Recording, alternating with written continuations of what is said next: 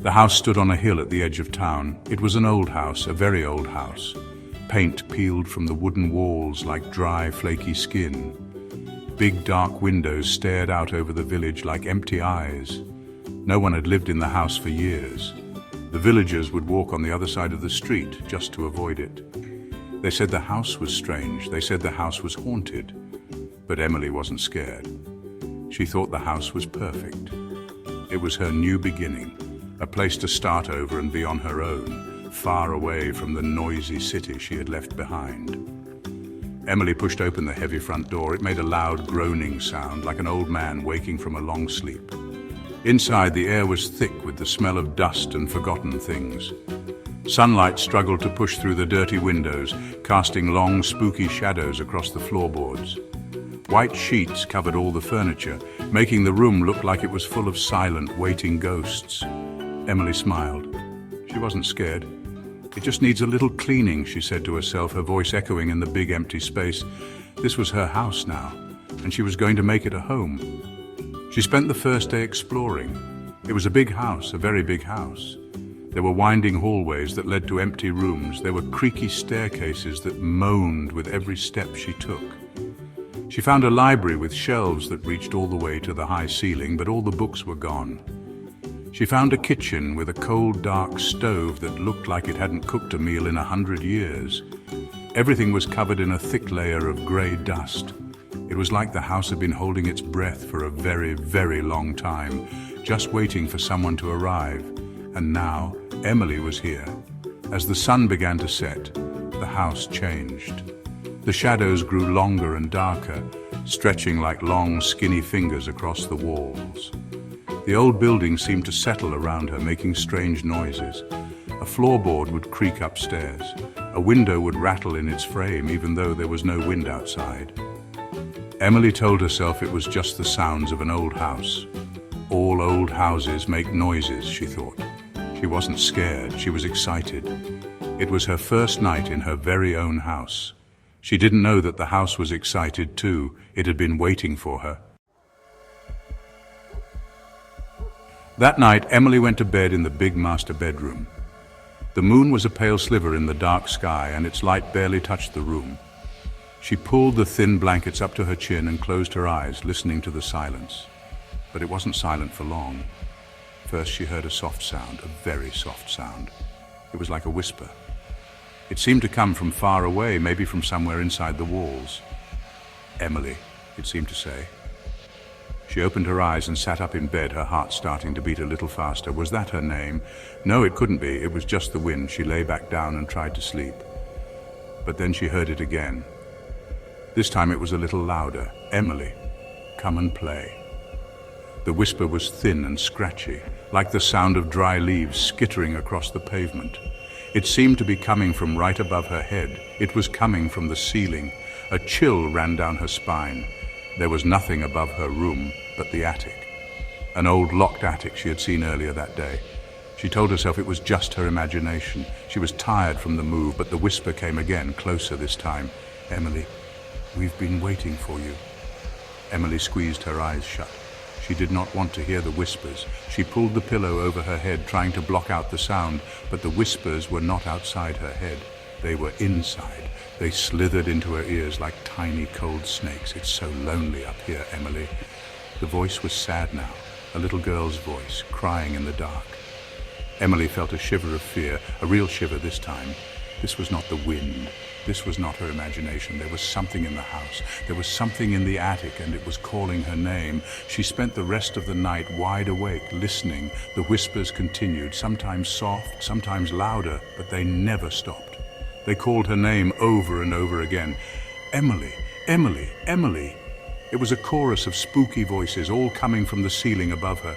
By the time the sun finally rose, casting weak morning light into the room, Emily was tired and scared. She knew she couldn't spend another night like this. She had to find out what was making those sounds. She had to get into the attic. She had to see what was up there, whispering in the dark.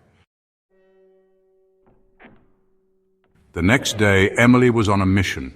She had to get into the attic. She had to know the source of the terrible whispers that had kept her awake all night. She found the attic door at the end of the upstairs hallway. It was a small square door set into the ceiling. A thin rope dangled down from it. She pulled on the rope, but nothing happened. It was stuck. She pulled harder, grunting with effort. The door didn't move. It was locked. Of course it was locked. A spooky old house like this would definitely have a locked attic. It felt like the house was trying to keep its secrets hidden away from her. She knew she needed a key, an old key for an old lock. She began to search the house, room by empty room. She looked in every drawer in the dusty dressers. She looked in the pockets of old coats hanging silently in the closets. She looked under the dusty carpets and behind the peeling wallpaper. The house was full of hiding places, but it was not giving up its secrets easily. Hours passed, and she found nothing but spiders and more dust. The sun began to creep across the sky, and she knew she was running out of time. She did not want to spend another night with the whispers. Just as she was about to give up, she noticed something in the library. Tucked away on a high shelf behind a row of empty spaces where books used to be was a small wooden box. It was dark and carved with strange patterns.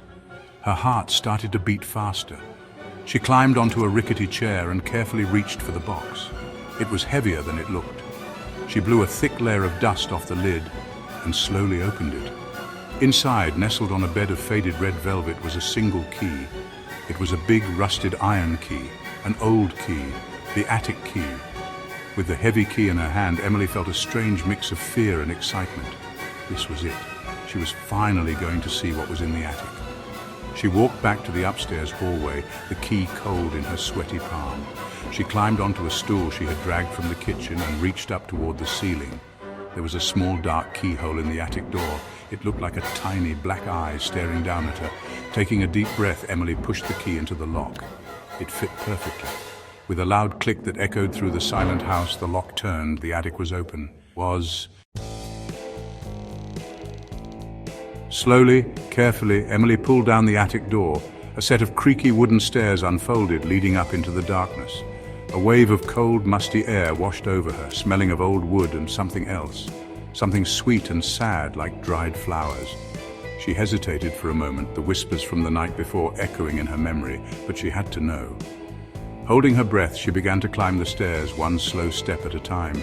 Each step groaned under her weight, as if complaining about being disturbed after so long. The darkness at the top of the stairs was complete. It was like stepping into a black hole. When she reached the top, she fumbled along the wall until her fingers found a light switch. She flicked it on. A single bare bulb hanging from the ceiling flickered to life, casting a weak yellow glow over the attic. The space was filled with forgotten treasures and junk. Old trunks, broken toys and furniture covered in white sheets stood like silent statues in the gloom. Dust motes danced in the single beam of light like tiny, sparkling fairies.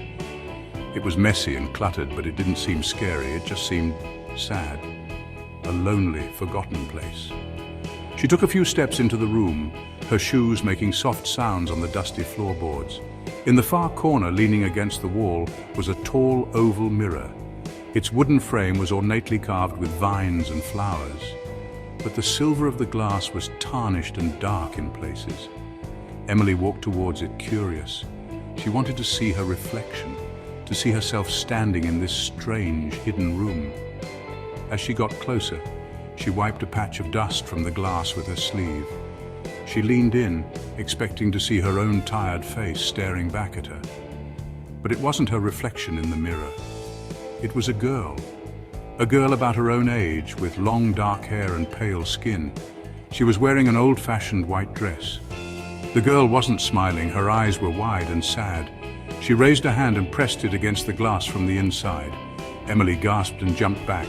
The girl in the mirror didn't move. She just stared at Emily with those lonely, pleading eyes.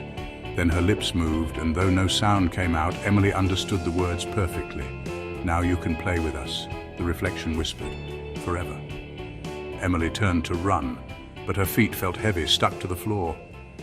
Outside, the sun was setting, and from downstairs the front door creaked open as if the house was welcoming someone new.